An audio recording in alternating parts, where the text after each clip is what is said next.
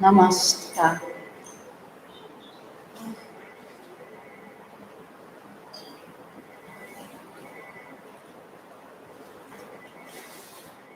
Two announcements. Since we are not supposed to have any studio audience, I will read all the passages myself. Read first and then explain. In case anybody has questions, either during the class or later, they can email to us. And those questions will be conveyed to me, and I will do my best to answer.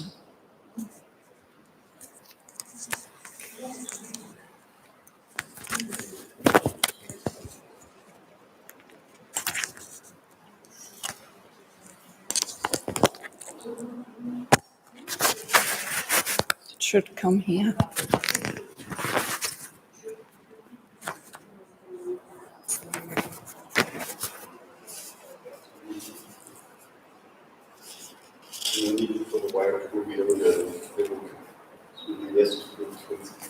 On this side?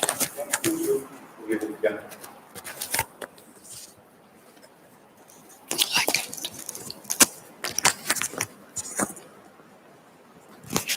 Yeah.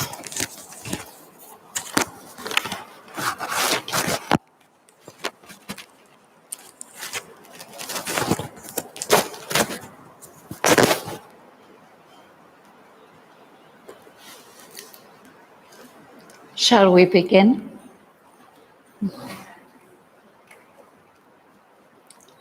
We're reading in Book 2, Canto 10. And last time we stopped at the break on page 245. So that's where we'll start today. And I plan to continue to the indent on page 247. That is line 329. This is the passage we can have a look at today.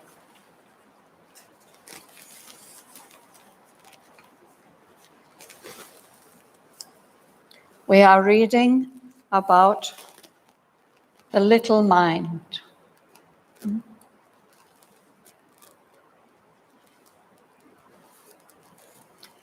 But this little mind and its powers are controlled by a greater power.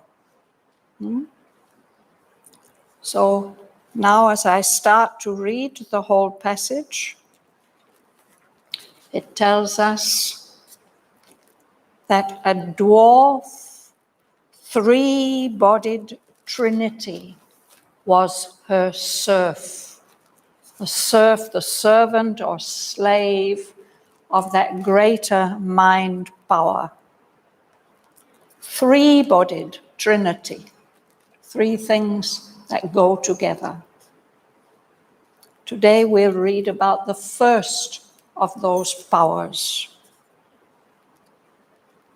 First, smallest of the three, but strong of limb, a low brow with a square and heavy jowl, a pygmy thought needing to live in bounds, forever stooped to hammer fact and form,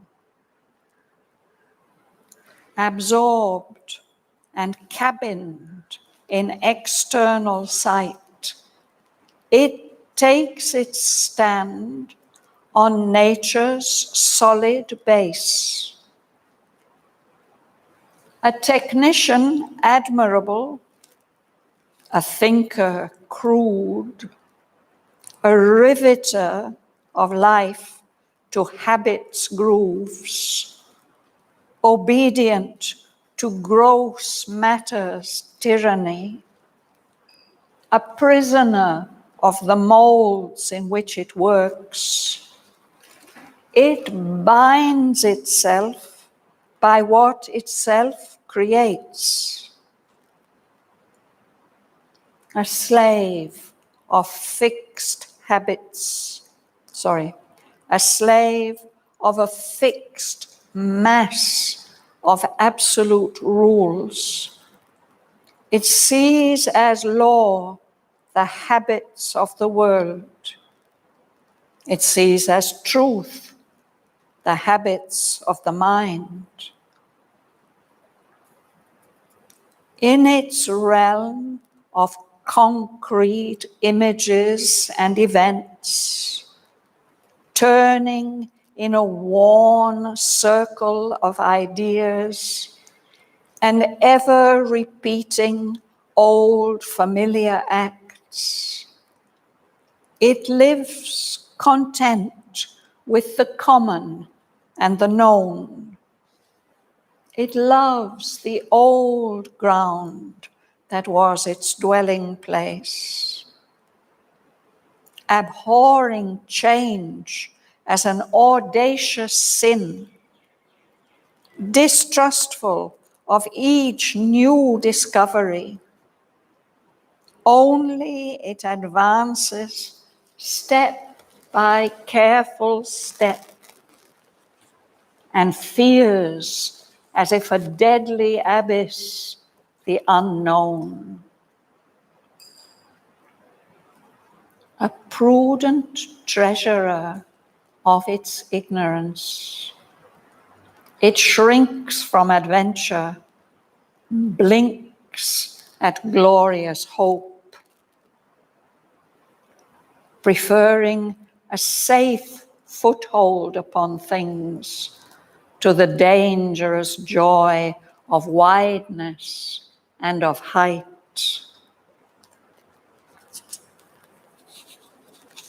The world's slow impressions on its laboring mind, tardy imprints, almost indelible, increase their value by their poverty. The old, sure memories are its capital stock. Only what sense can grasp seems absolute. External fact, it figures as sole truth. Wisdom identifies with the earthward look, and things long known and actions always done are to its clinging hold a balustrade of safety on the perilous stair of time. Heaven's trust to it are the established ancient ways, immutable laws man has no right to change. A sacred legacy from the great dead past, or the one road that God has made for life. A firm shape of nature never to be changed, part of the huge routine of the universe.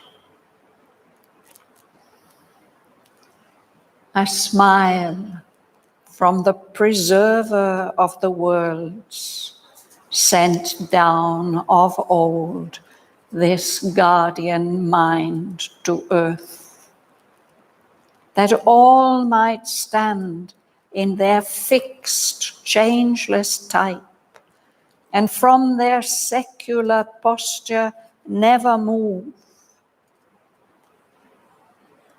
One sees it circling, faithful to its task, tireless in an assigned tradition's round.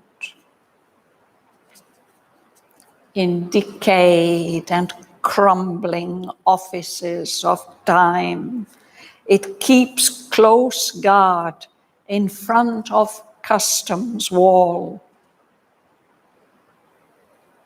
Or in an ancient night's dim environs, it dozes on a little courtyard stones and barks at every unfamiliar light as at a foe who would break up its home.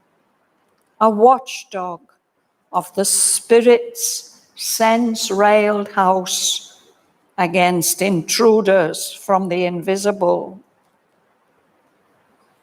nourished on scraps of life and matter's bones in its kennel of objective certitude. And yet, behind it stands a cosmic might, a measured greatness keeps its vaster plan. A fathomless sameness rhythms the tread of life. The stars' changeless orbits furrow inert space. A million species follow one mute law. A huge inertness is the world's defense. Even in change is treasured changelessness. Into inertia, revolution sinks. In a new dress, the old resumes its role. The energy acts, the stable is its seal. On Shiva's breast is stayed the enormous dance.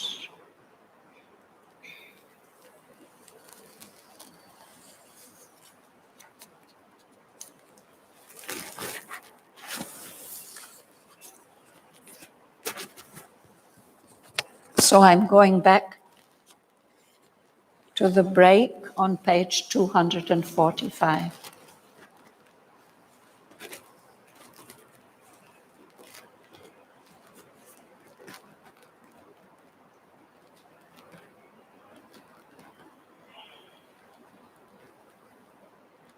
The power, the mind power, which we read about last week,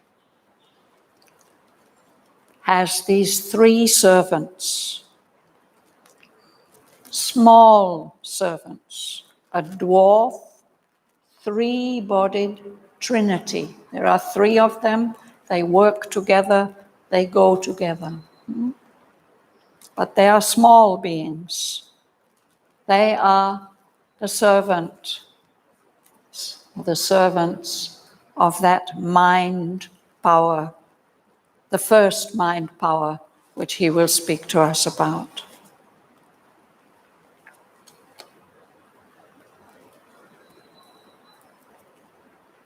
First, smallest of the three, but strong of limb, a low brow with a square and heavy jowl, a pygmy thought, needing to live in bounds, forever stooped to hammer fact and form.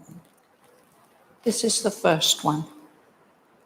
He's the first, the smallest of the three, but he's strong. He has a low brow This is supposed to be a high brow is a sign of great intellect and intelligence. A low brow, he has a low brow with a square and heavy jowl. This is if you have a very heavy jawbone. That's his the physical appearance. In Huta's paintings of the meditations on Savitri, she has made very amusing pictures of these three beings, particularly this first one, very small, tough, strong fellow. And when she was preparing the paintings, she told Huta, I have to struggle with this fellow every day. He represents the physical mind. He's a pygmy thought. Again, this is like dwarf, a small being.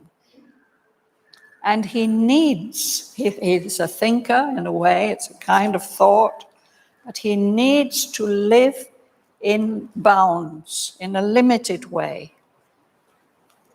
And what we see him doing, he's forever stooping or bending over to hammer fact and form, hammering away at them as a workman making tools.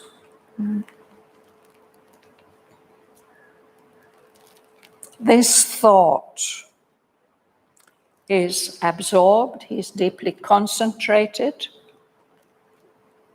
in his work, and cabined, again limited, in external sight. He's turned towards outer things, fact and form, not inner feelings and emotions. This thought takes its stand, it stands firmly, bases itself on the solid base of nature, the material world. The poet says that this being, this thought, is an admirable technician. He's really good and clever at doing things with his hands. But when it comes to thinking, his thinking is crude. It's not subtle and highly developed. The poet says he's a riveter of life to habits' grooves.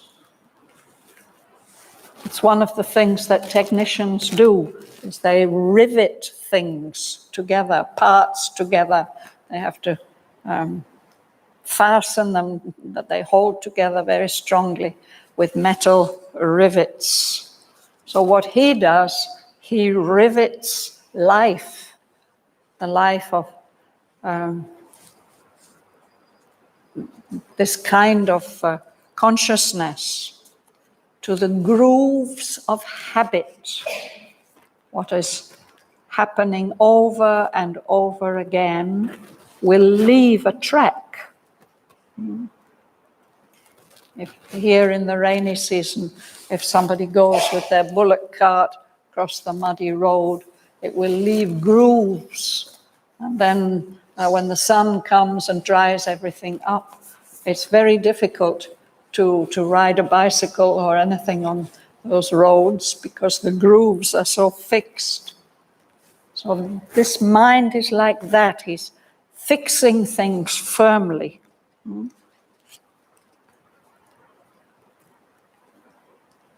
He's obedient to the tyranny, the absolute rule of gross matter, not subtle matter, not physical matter, not consciousness, to gross matter, this gross matter. And it's a prisoner. It has to work with those molds, but it is not able to escape from the limitations. within which it works. It binds itself. It's as if it's tying itself up in knots by the creations that it makes, these fixed formations. It's a slave of a fixed mass of absolute rules. Certain things have been laid down and told this is the way this has to be done. That consciousness is not able to branch out and make other decisions. It has to stick fast to what it has been taught or told.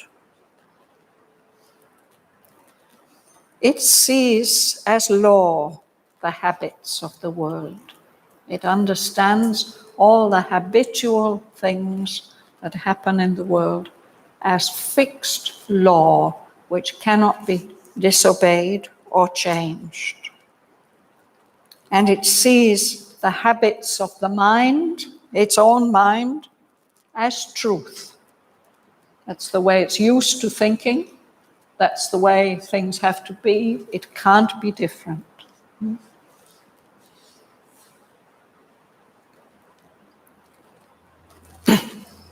We meet people like this.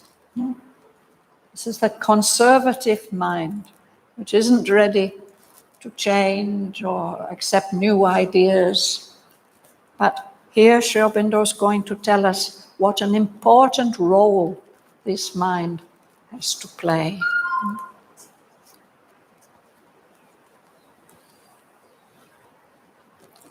In its realm of concrete images and events, things that are absolutely clear and can be felt and seen and understood, this consciousness is always turning in a worn circle of ideas. Like a poor animal tied to a post, it just will go round and round and round. We will see that worn circle. In a worn circle of ideas. It's forever repeating familiar acts. And it lives content. It's happy like that. Content with the common and the known. It doesn't need new and exciting and inventive ideas. It loves the old ground that was its dwelling place. If it had to move, it would always be longing for that original home that it has come from. It abhors change. To abhor is to feel revulsion, disgust. Nothing should change. It abhors change as an audacious sin, as something very dangerous and daring. It's distrustful of each new discovery. So if it does have to advance, of course, it does have to advance. Nothing can really stay completely fixed in this earth life. But if this thought, if this mind has to advance, it does it very, very carefully, step by careful step. And it fears the unknown as if that's a deep, dark pit which it's going to fall into and get lost. Whatever is unknown, it has to hold on to the familiar and the known. So it treasures its own ignorance. Whatever it's established by its own power of ignorance, it holds on to that very carefully, a prudent treasure of its ignorance. Somebody who has to look after money may be very prudent in treasuring what he has got, very careful. So this mind is like that. It shrinks from adventure. Oh, something very dangerous. It blinks at glorious hope. If some great light for the future comes, it's like an owl. It blinks. It can't bear to see that bright light. It prefers a safe foothold upon things. To be able to hold tightly onto familiar things, to the dangerous joy of wideness and of height. There are some people who love adventure and who will climb precipitous rock faces, and you think, how can they hold on there? They don't seem to have any safe footholds. They will fall for sure. No? But there are people who love to live like that, with wideness and with height, climbing the great mountains. But not this fellow, not this mind. It prefers the world's slow impressions on its laboring mind. It's not easy to get a new idea into that mind. That only slowly some new idea might impress itself on that consciousness and get accepted. And once it's been accepted, then the mark that it leaves is almost indelible. Once it's got hold of an idea, you can't get that idea out of its mind again. It's almost indelible. So those tardy imprints, they become more and more valuable to that mind, the poorer they are by their poverty. The old, sure memories that are carried over from the past, that is its capital stock. This is what it will hold on to and not wish to part with. And these old, sure memories and the sense impressions, only what sense can grasp seems absolute. That seems to have some validity. What I see, what I hear, what I feel. So to this mind, external fact figures as the only truth. What is obvious and clear, what we can test with our senses. It identifies wisdom, the idea of wisdom. It thinks it is bound to the earthward looking down at the soil on which we tread, where the sure footholds are. Also things long known, the actions that have been always done. It's always done like that. Why should we change it? To its clinging hold, they're like a balustrade. A balustrade is something that you hold onto to help you to go up and down stairs. Something to cling onto to prevent you falling off the edge.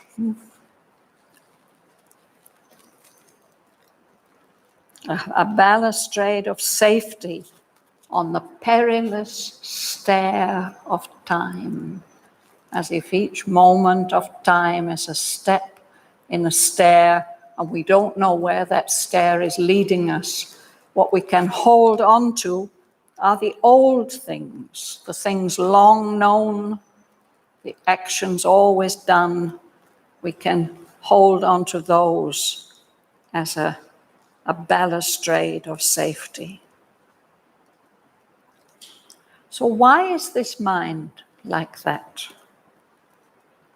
Because this is the task that has been entrusted to it by heaven. Heaven's trust to this mind are the established ancient ways, the things that are supposed to stay the same, that have been established and are supposed to remain the same. Immutable, unchangeable laws that man, that human beings have no right to change. These things are a sacred legacy, something that's been left to us from the past, bequeathed to us, a special treasure, sacred treasure. Or they indicate the one road that God has made for life. This is the right path. Any other path is a deviation. You're bound to get lost.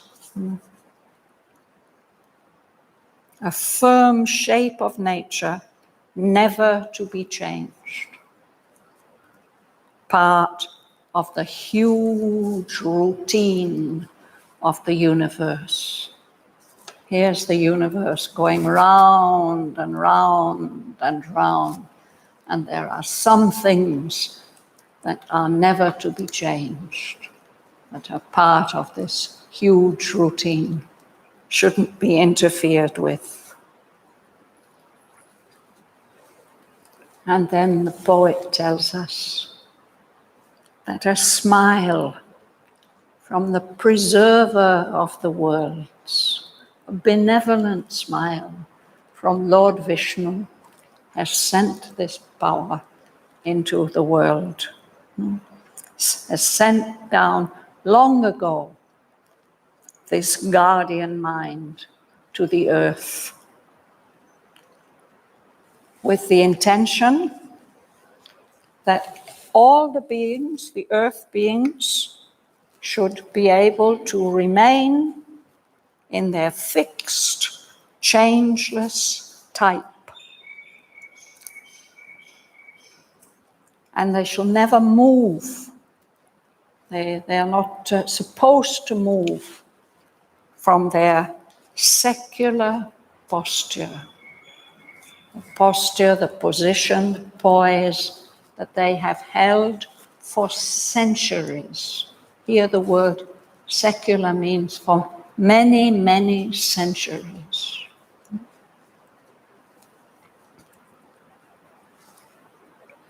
So one sees it, the poet says, one sees this mind circling, going round and round, faithful to its task, tireless. It never gives up in the round of this tradition that has been assigned to it, given to it as a heavenly task.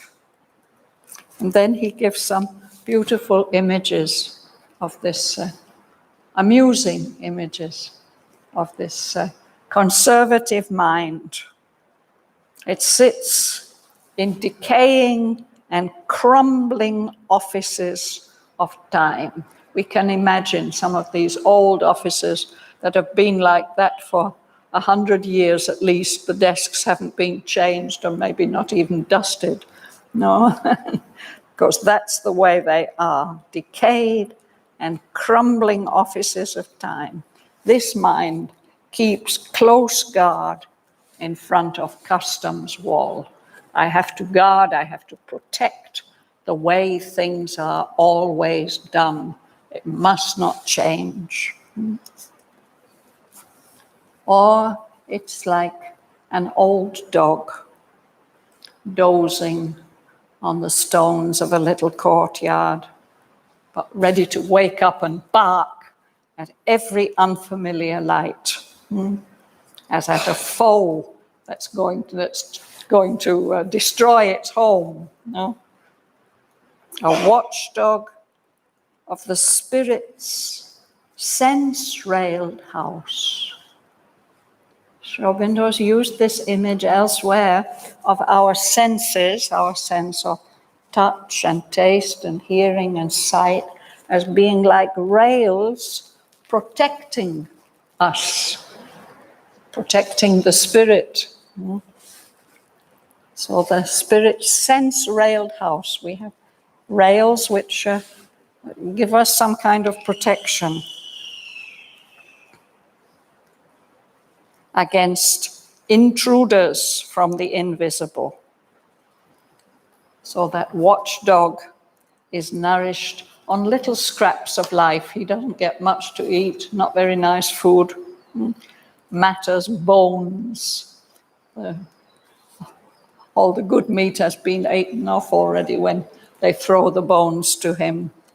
There he lives in his kennel, his special dog house of objective certitude.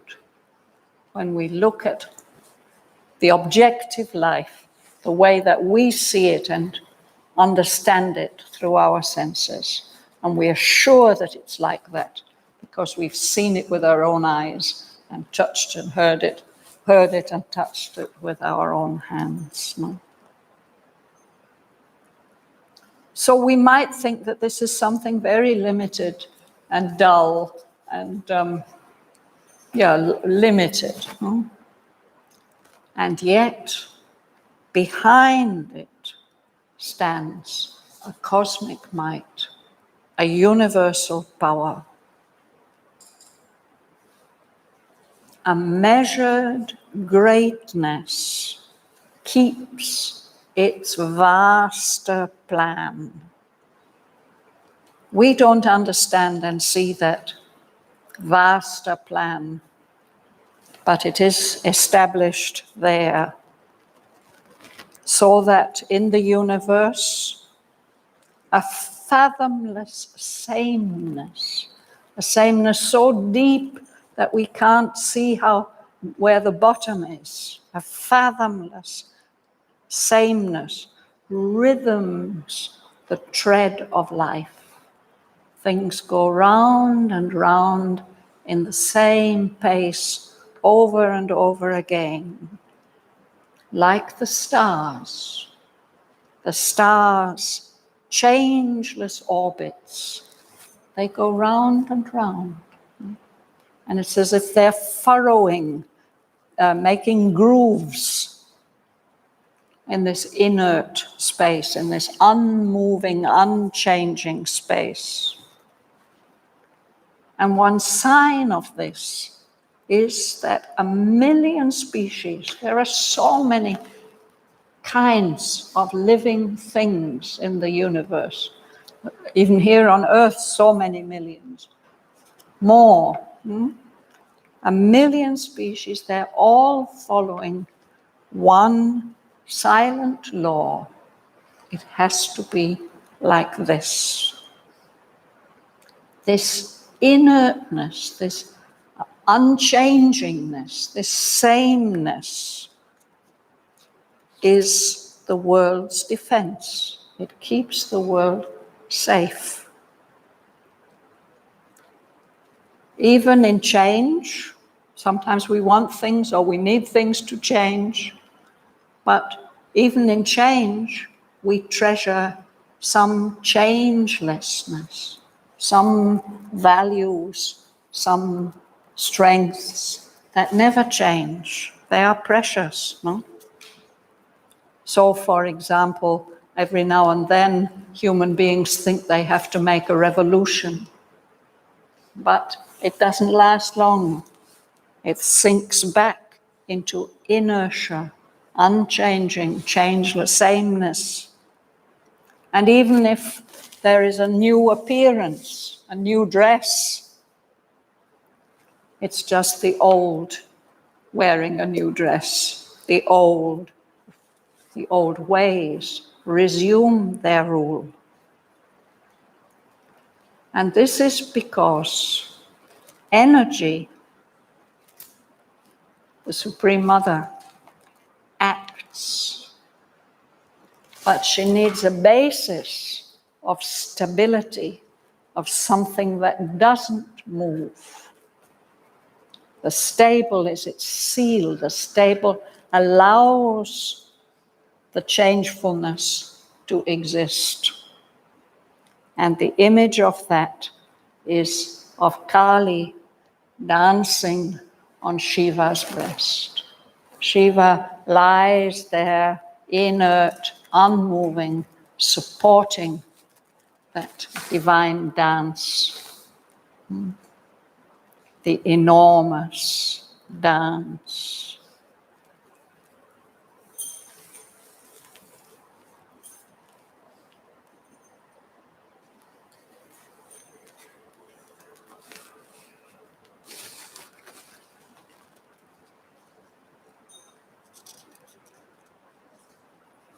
So I'm going to read that whole passage again. You please note down if you have any questions, and then they can come to me and I can try and answer them. I'm going back to the break at page 245.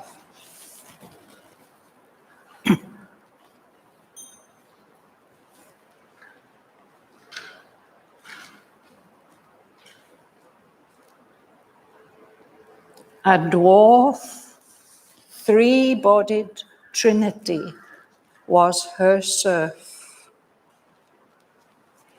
First, smallest of the three, but strong of limb, a low brow with a square and heavy jowl, a pygmy thought, needing to live in bounds, forever stooped to hammer fact and form, absorbed and cabined in external sight. It takes its stand on nature's solid base. A technician admirable, a thinker crude, a riveter of life to habits' grooves, obedient to gross matters' tyranny, a prisoner of the molds in which it works. It binds itself by what itself creates. A slave of a fixed mass of absolute rules. It sees as law the habits of the world. It sees as truth the habits of the mind. In its realm of concrete images and events, turning in a worn circle of ideas and ever repeating old familiar acts, it lives content with the common and the known. It loves the old ground that was its dwelling place. Abhorring change as an audacious sin, distrustful of each new discovery, only it advances step by careful step and fears as if a deadly abyss the unknown. A prudent treasurer of its ignorance, it shrinks from adventure, blinks at glorious hope, preferring a safe foothold upon things to the dangerous joy of wideness and of height. The world's slow impressions on its laboring mind, tardy imprints, almost indelible, increase their value by their poverty. The old sure memories are its capital stock. Only what sense can grasp seems absolute. External fact, it figures as sole truth.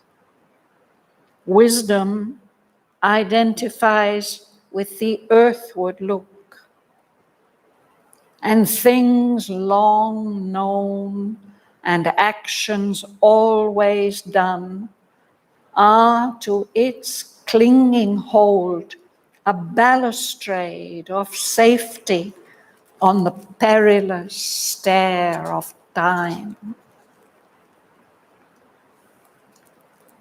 Heaven's trust to it are the established ancient ways, immutable laws man has no right to change,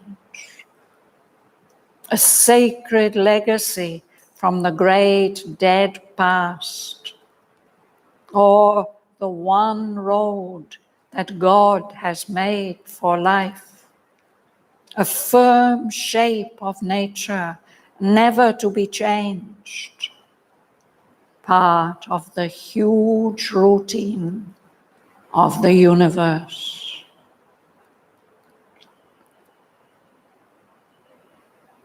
A smile from the preserver of the worlds, sent down of old this guardian mind to earth, that all might stand in their fixed, changeless type, and from their secular posture never move. One sees it circling, faithful to its task, tireless in an assigned tradition's round. In decayed and crumbling offices of time, it keeps close guard in front of custom's wall. Or in an ancient night's dim environs, it dozes on a little courtyard stones and barks at every unfamiliar light as at a foe who would break up its home. A watchdog of the spirit's sense-railed house against intruders from the invisible,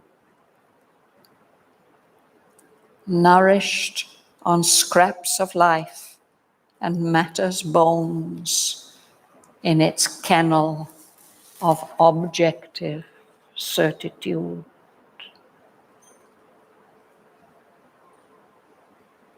And yet, behind it stands a cosmic might, a measured greatness keeps its vaster plan, a fathomless sameness rhythms the tread of life. The stars' changeless orbits furrow inert space. A million species follow one mute law.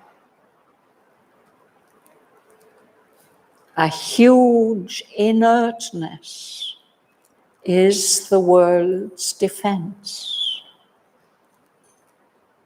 Even in change is treasured changelessness. Into inertia, revolution sinks. In a new dress, the old resumes its role. The energy acts, the stable is its seal. On Shiva's breast, is stayed the enormous dance.